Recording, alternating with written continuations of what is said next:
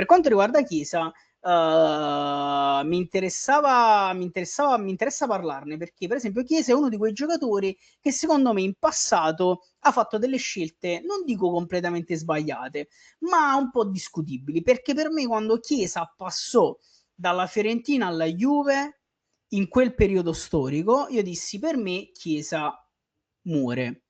Muore, ma non perché non sia bravo, non perché non sia forte, perché non abbia talento e perché non abbia voglia e non abbia fame, ma perché purtroppo non si rese conto, come tanti altri giocatori dopo di lui, che stava andando in una Juve che non puntava più ad avere un livello altissimo, stava arrivando in una Juve che aveva problemi economici, che doveva risanare, aveva debiti, aveva problemi, il post Ronaldo non era più competitiva, un Allegri che comunque non la faceva giocare in un certo modo, cioè lui se ne andò dalla Fiorentina che gioca un calcio offensivo e comunque divertente a una Juve che giocava a difesa e contropiede, in cui lui non è proprio il massimo diciamo,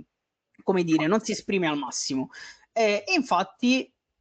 l'espressione migliore di Chiesa l'abbiamo avuto, come hai detto tu, all'Europeo, perché Mancini giocava 4-3-3 offensivo con gli esterni e lui puntava e segnava.